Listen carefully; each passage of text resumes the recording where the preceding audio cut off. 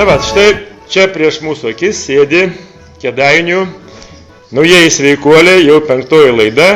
Ir štai, prašom, jūs galite dabar prisistatyti savo vardą ir tiesiog pasidalinti savo įspūdžiais. Kaip jums pavyko baigti tą mokslą ir... Kėdainiuose pradėjau Kėdainių 5-ąją mokyklėlę, 1 kartą. Labai patiko, suteikė labai daug žinių, kaip sveikai gyventi, kaip sveika gyvensena vesti. Ir pasirodas, kai aš save laikiau pakankamai sveiku žmogumi ir kaimynai ir giminės taip laikė mane, bet pasirodo, kad po mokyklėje supratau, kad gerokai trūko man tų žinių. Ir aš linkiu šiai sveikatingumo mokyklai toliau plėstis, plėsti po visą Lietuvą. Ir tai labai tikrai davė daug man. O sveikatos ministrui palinkėčiau, jeigu nežinau, ar buvo ar nebuvo sveikatos mokykloje. Buvo ir yra įrašas prieš 20 metų, kaip jis gražiai kalbėdavo tada. Tai reikėtų dar sykį pakartoti ir manau, kad čia reikėtų Lietuvos ateitim labai stipriai susirūpinti, kaip sveikai gyventi. Ačiū. Gal padarom taip, įdomiau. Jei tau atsibodo gulėti prie televizorių ir tau yra sunku ir jauti, kad kažko trūksta, dar tau, tai būtinai apsilankyk čia, pajusi daug didesnių malonumų.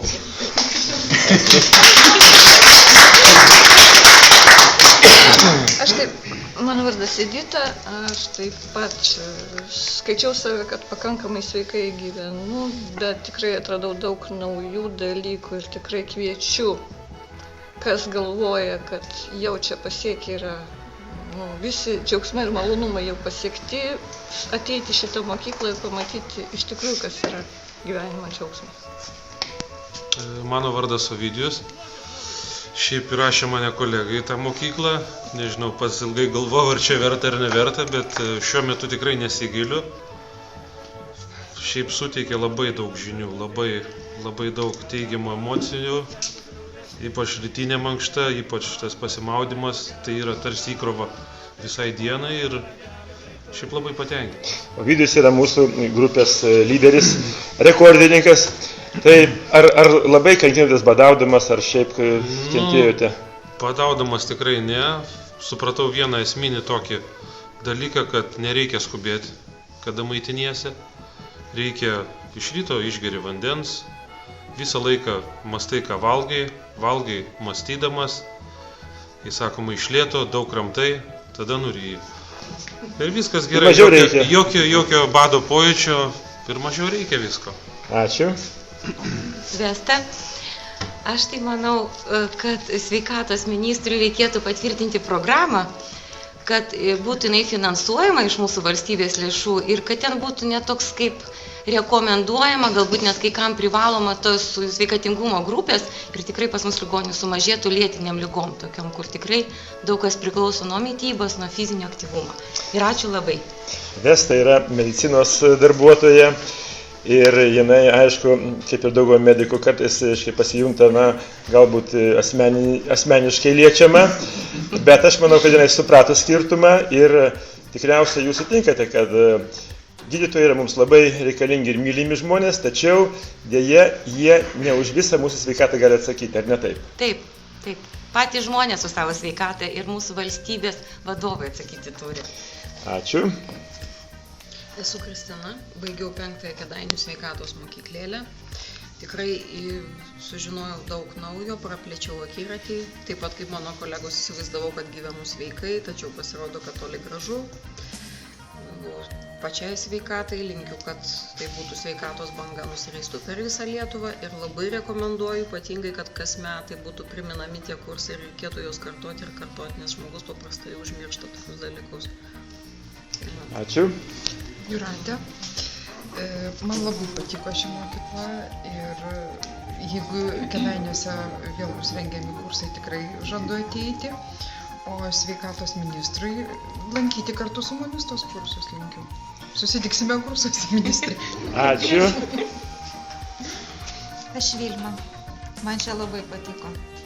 Atėjau sirgdama, stipriai kosėju, išeinu beveik pasveikusi. Tai man galutinai leido įsitikinti, kad sveikata ir medicina tai yra 2 skirtingi dalykai. Nes gydytojai manęs nepagydė. O sveikatos ministrui norėčiau priminti, kad jis yra sveikatos ministerijos ministras, o ne daktarų ministerijos ministras. Todėl rūpintis visų pirma normalių, tikrų lietuvių sveikata, kad mes nesirgtume. Ir priimti programas, kaip sakė Vesta, kurios užtikrintų mūsų teisę, sveiką mitybą ir į laisvę gyventi sveikai. Ačiū. Vidalija, visos bėdos sveikatos iš tingėjimo ir nežinojimo. Aš šįryt vyrui pasakiau, sakau, visos bėdos tai yra iš tingėjimo. Jis sako, taip. Ir iš nežinojimo. Taip, ir iš nežinojimo. Ir jis buvo lankęs tą mokyklą, bet kažkaip dabar, nežinau, aptingo ar kas pasidarė. Tačiau jeigu bus vėl tokia sveikatos mokykla, lankysime būdų.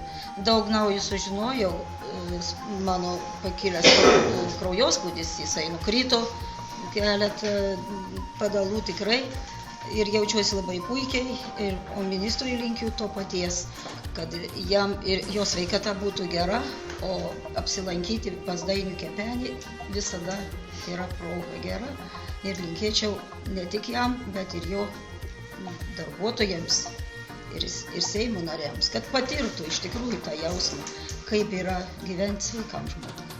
O sutinkate, kad kraujospūdį galima mažinti žymiai pigiau? Aš sutinku, kad galima gyventi visiškai be vaistų. Bėgiojimas, maudymasis, mityba, visą tai padaro. Ačiū. Aš esu Rūta. Aš kaip ir dabartinis sveikatos ministras, sveikatos mokykloje buvau buvusi labai seniai ir atėjau į šitą Kėdainių mokyklėlę, ne kažkokių ten super žinių norėdama gauti, bet tiesiog norėdama pažiūrėti, ar Dainius Kepenis lygiai toks pats jaunas. Ir įsitikinau, kad jo idėjos nėra tuščios ir jo kalbos nėra tuščios, nes jisai toks pats jaunas kaip prieš 20 metų. Taip, sveikatos ministrė, klausykite Dainius Kepenį. Ačiū. Aš Eglė ir tiems, kurie dar dvejoja, ar išbandyti šitą programą ar ne, ar pagaliau nuspręsti, ar nori būti sveikiems, tiesiog siūlau išdrįsti, tiesiog pradėkit, galbūt gerai, bus pirma diena sunki, nes ir aš darbė tiesiog sėdėdama trankiau galvą į stalą, nes galva skauda, kaip aš čia be kavos ir be saldumynų, bet kita diena vis lengviau ir lengviau ir lengviau ir daug gerų emocijų, čia sutikti savus žmonės, taip kad tik pradėkit, išdrįskit ir viskas bus gerai. Ačiū. Vygandas. Pirmiausia, išmokau valgyti, ne per 10 minučių, kaip pietus visą laiką valgydavau. Išmokau pusvalandį kramtyti ir dabar visą laiką save pagaunu, kad ir obuolį kramtydamas, kodėl aš vėl skubu ir save stabdau. Pats noras man yra šeimą įtraukti, aplink tėvai. Matau, kad irgi su tom pačiom problemom susiduria ir spaudimais, ir antsvoriu. Ir labai norisi pas jumis juos nusiųsti. Tai va. Ačiū. Ačiū. Labas rytas Lietuva. Mano vardas yra Arvydas. Atėjau į mokyklą vedamas ženklų. Tiesiog stebėjau aplink save, aplinką, spaudą ir lyg netikėtai radau skelbimą, kad yra kvietimas į sveikatos mokyklą. Aš manau, kad tai buvo ženklas. Ženklas man, kad aš čia turiu būti. Aš čia visą savaitę, dabar turiu diplomą, labai didžiuoju savim, kad visą savaitę galėjau kartu eiti į mankštą, mankštintis, bėgti į Nevėžį su žuvėdros kliksmu. Tai iš tikrųjų puiku. O sveikatos ministrui norėčiau palinkėti, kad kaip televizijoje yra uždrausta reklama alkoholio, tabako, būkit geras ministrė, uždrauskit ir vaistų reklamą. Pareklamuokim ką nors kitą. Pavyzdžiui, Dainiaus Kepenio sveikatos mokyklą. Ačiū Jums uždėmesį.